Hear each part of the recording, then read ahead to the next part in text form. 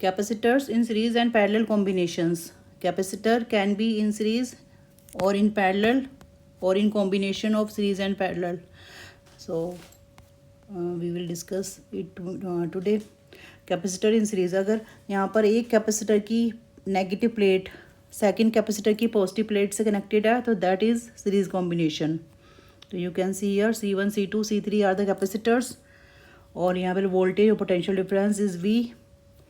Charge यहाँ पर same रहता है सीरीज़ में और पोटेंशियल डिफरेंस डिपेंड करता है C की वैल्यू पर. अगर C1 C2 सेम है तो पोटेंशियल डिफरेंस सेम होगा. So V1 equals to Q upon C1. Similarly V2 and V3 are Q upon C2 and Q upon C3.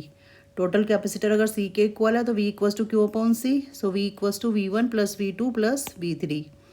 और यहाँ पर हम ये वैल्यूज़ पुट कर सकते हैं. So 1 upon C equals to 1 upon C1 plus 1 upon C2 plus 1 upon C3. Series में एक तरह से रेसिप्रोकल ऐड हो जाता है कैपेसिटर्स का.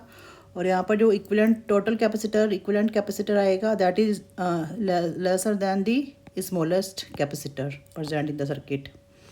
कैपेसिटर इन पैरेलल सर्किट में हम इस टाइप से दे सकते हैं जहाँ पर पॉजिटिव प्लेट एक तरह से कैपेसिटर की एक साथ कनेक्टेड है और नेगेटिव प्लेट्स एक साथ कनेक्टेड है. तो यहाँ पर पोटेंशियल डिफरेंस सेम रहता है बट क्यों depends on C.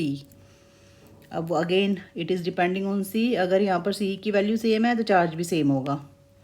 So total Q equals to Q1 plus Q2 plus Q3. So Q1 equals to C1V, Q2 equals to C2V, Q3 equals to C3V. और अगर total capacitance system का यहाँ पर जो circuit given है C के equal है तो CV equals to C1V plus C2V plus C3V.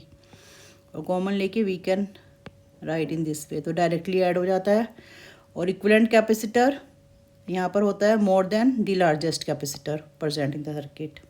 तो इस तरह से सीरीज़ में तो हम क्या करते हैं रेसिप्रोकल को ऐड कर देते हैं और उसका भी हमें फिर रेसिप्रोकल लेना पड़ता है. जैसे हमने अगर इफ़ यू रिमेंबर रेजिस्टेंसेस में ये हमने पैरेलल के लिए किया था और ये जो हमने पैरेलल के लिए किया है वो यहाँ पर कैपेसिटेंस में सीरीज़ के लिए हो जाता है. हम डायरेक्टली ऐड कर देते हैं.